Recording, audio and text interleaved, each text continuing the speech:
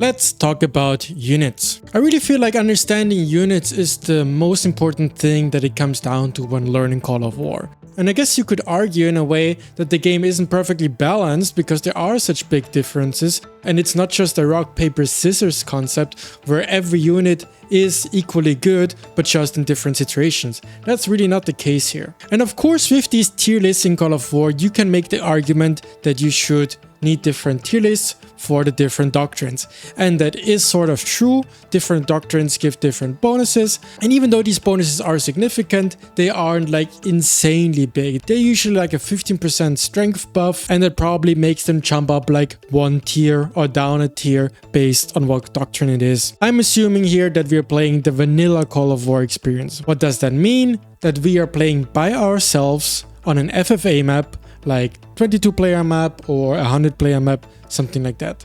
So it's important that we conserve our army, build it up during the game, and that means that we need units that we can use to clear inactive players efficiently without really trading away a lot of hit points, and also clearing bad players without needing to trade away a lot of hit points. And the best unit for this situation is the rocket artillery. The rocket artillery is pretty much the best unit in the FFA games, because it's an anti-infantry unit. What does that mean? In the early game, all the units are basically infantry. That means all the inactive players are infantry, all the enemy artillery units are infantry, at least in the early game and mid game. So rocket artillery is just really, really good. And if you have like enemy artillery stacks or like general stacks and you shoot them with the rocket artillery, you're gonna kill those maybe AT and anti-air support equipment, and then you will drop their anti-air power, and then you can use your planes to sweep in and basically clear out the rest. And that's a really big deal. I think if there would be no planes in the game, rocket artillery would be quite a bit more balanced. But with this like synergy between rocket artillery and the support equipment, AA guns and stuff, planes, like it's just really, really nice, and rocket artillery is really, really strong because of it. And then the other two units that go so well together with rocket artillery are of course the planes. Just like the rocket artillery, tactical bombers are good because they target infantry. So that means if you have a stack with like 5 AA guns and you're gonna set your tactical bombers on it, you might probably clear most of the AA guns in like 2 battle ticks, and then you can clear all the rest basically for free without taking any more damage. And if you would have attack bombers, you really can't do that. And most of the time, people have normal AA guns and not the self-propelled AA guns, because the self-propelled AA guns are much more expensive and these are affordable, and you need them to protect your artillery. And yeah, most of the time you're gonna go up against normal AA guns and not the self-propelled AA guns. So AA guns are really, really decent. You basically need them all the time. Even more important are the interceptors, because air is just so extremely important in this game. You cannot skip air, and it's crazy how many free wins I get in this game because people don't respect air. And even if they have a few AA guns, if you have a stack of level 3 or level 5 tactical bombers, they are also not a match, and it's basically impossible to play against air supremacy.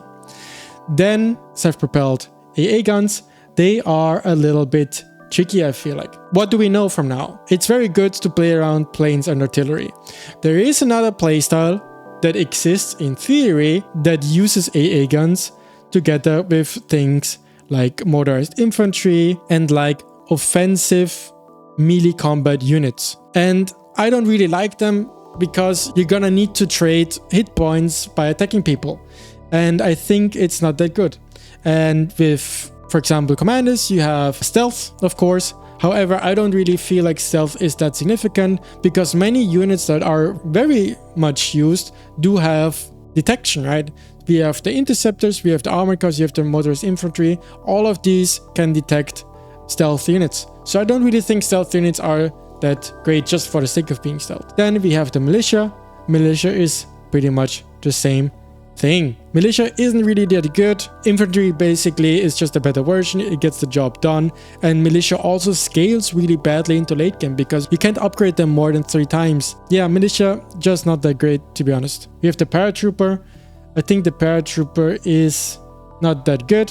Mechanized infantry is one of the most interesting units, I think, because I'm the least sure about them. They seem to be very similar to things like medium tanks, and I don't really know what to do with them.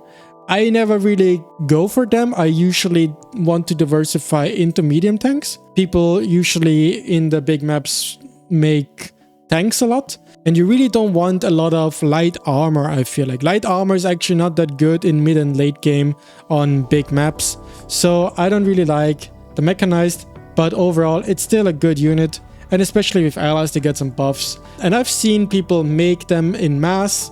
Those are some very fast and strong stacks, so definitely there's something there. Then we have the normal infantry. I really like infantry. Infantry is an all-rounder unit. It's a defensive unit, which is exactly what we need, together with this playstyle where we use the rocket artillery and the planes to basically clear all the units we want to clear offensively.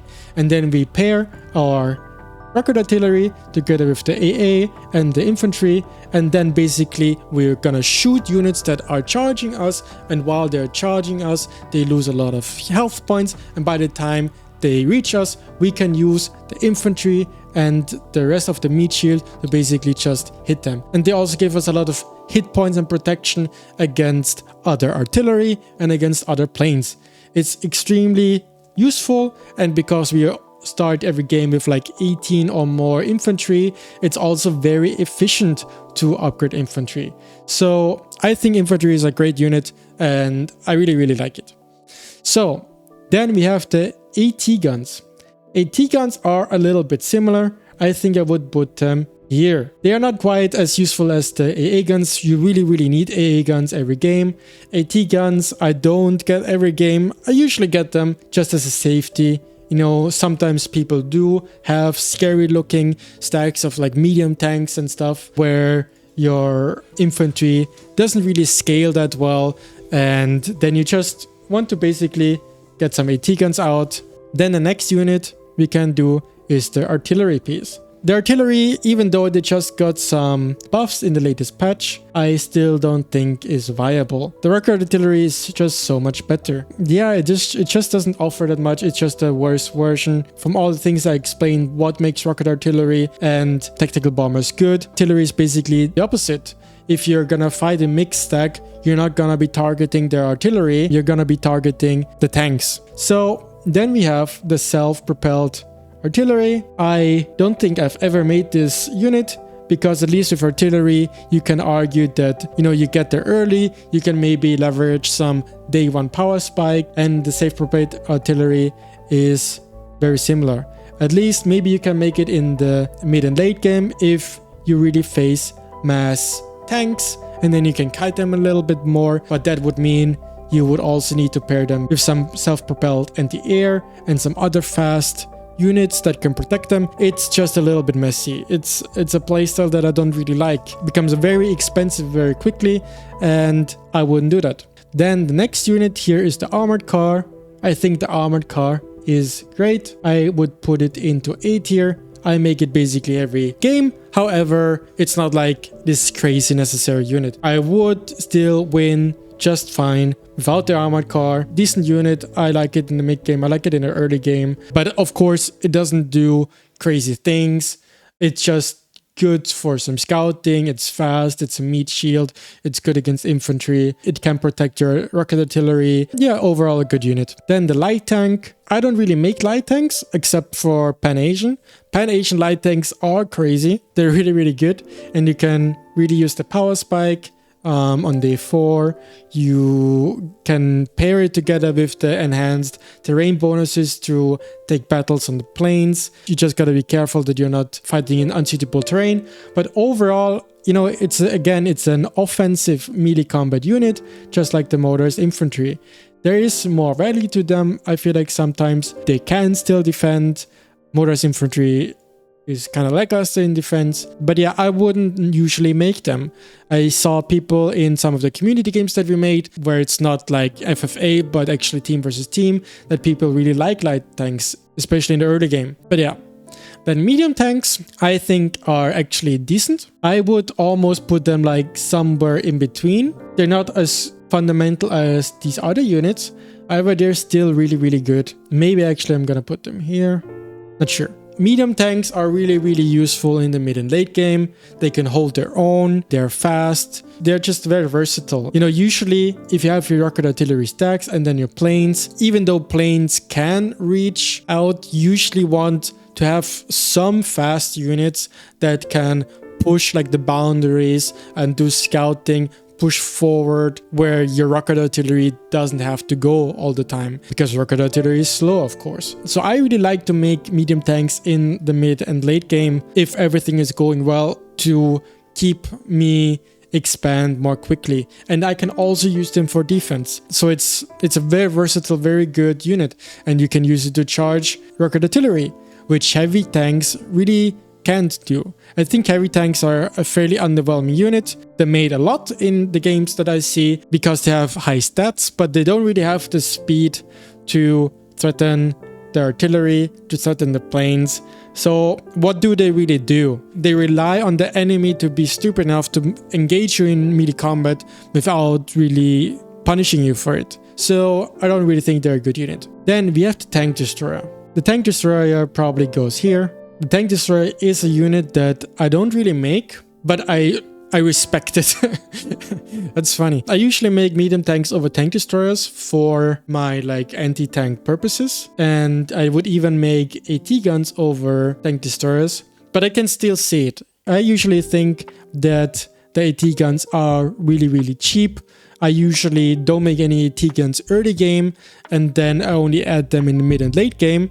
And when I do have the urge to make these AT guns, I can usually pump out like 20-30 on level 1 and then quickly research all the levels until like level 4 or 5 and then mass upgrade, and then I have like 30 level 4 AT guns and all my AT needs are satisfied. Then we have the attack bombers, which is basically same as the SP artillery, an anti-tank unit that is just the worst version of the tactical bomber. Tactical bombers won't be able to trade into SP anti-air if they have like more than a few per stack and they are high level, and then the attack bomber would basically come into play. Let's leave it in B tier. It's a situational unit. I think I only make attack bombers, you know, maybe like every 7th game. You really don't need them often. It really only comes into play mid and late game if you have a person who is skilled playing with fast stacks, where he has SP anti-air, tank destroyers, maybe medium tanks and SP artillery or SP rocket artillery. Which brings me to SP rocket artillery. This is a thing that I've been wondering about every now and then, and that is the discussion of SP rocket artillery versus normal rocket artillery. Because SP rocket artillery is a pretty good unit, to be honest. However, I really never feel like I can make it. I'm usually stuck on rocket artillery tech because I make rocket artillery as soon as the game starts.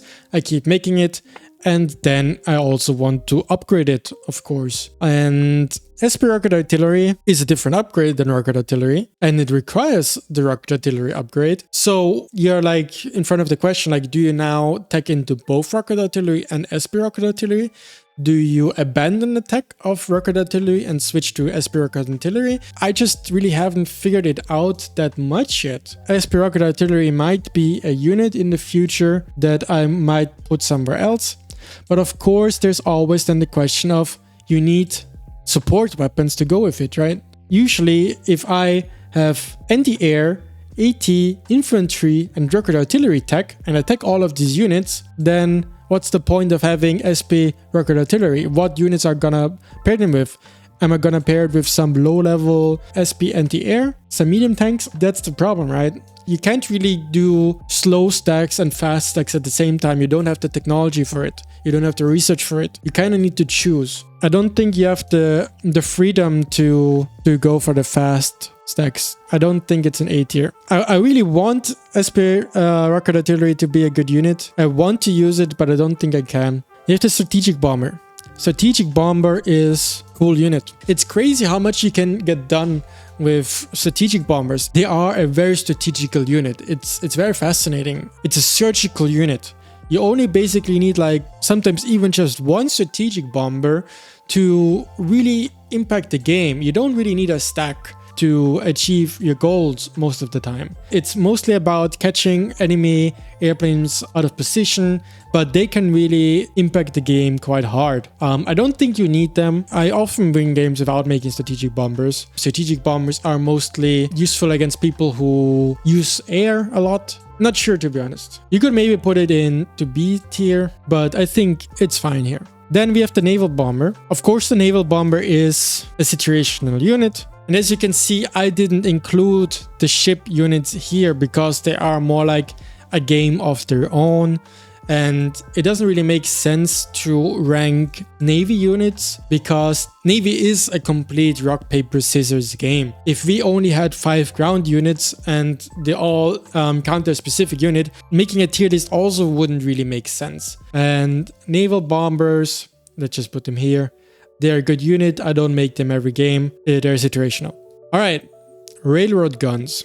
I also don't make railroad guns, and I think they are situational. I'm not even sure if they're B tier. I would almost put them in C tier because they are, of course, slow. They are expensive. The only thing they do is give you the range advantage. But I feel like in the games I play, I really need the speed. I usually expand fast, which means my territory is vast. And that means even normal rocket artillery usually is too slow. And if I would choose between taking into like SP rocket artillery or railroad guns, I think SP rocket artillery is probably better. I think they are probably in between B and C. Alright, next we have the flying bombs, and the flying bombs are a little bit an underwhelming unit. We did have the live stream of the 1v1 finals where flying bombs made a cool appearance. However, in general, flying bombs are, the opposite of rocket artillery. Rocket artillery, you can get damage for free. With flying bombs, you lose the unit 100% to deal damage. So, of course, you don't really want to make them. And for like harassing the enemy, they're just not that good. And war bonds can basically negate all of the damage. It's just the output for input is not really there. Then we have rockets. Rockets are nice to snipe enemy airports. They still have a little bit of the same problems, but are a little bit more useful. Then we have rocket fighters, and rocket fighters are a good unit. There often is a debate of what unit is better, the rocket fighter or the interceptor. Overall, the interceptor is slightly better. The interceptor can be both used as an offensive and defensive unit. It's the core fighting unit for the air. You don't really want to have a full air force of rocket fighters. However, rocket fighters are extremely useful on the defensive, especially when you lose air supremacy. When you are in a tight spot, then you should pump out some rocket fighters to protect your own airspace. Then that is really useful, and sometimes they can really help you out in a pinch. Yeah, I think that's basically the whole tier list here. Another unit that I didn't include here are nuclear bomber planes and nuclear rockets, because I didn't play this game that much yet. I played like 20 games and I've never made a nuclear bomber ever, because I just finished my games too quickly. They're probably too niche to even need to include here. So if you're a new player, you should play around your rocket artillery, protect your rocket artillery with AA guns, infantry, maybe some AT guns, and then have your air force, and then you can make some additional units to basically help out with capturing territory. Those units give you everything that you need to win. And let me know what you think, if there's a unit that you would have placed differently. Alright, bye bye.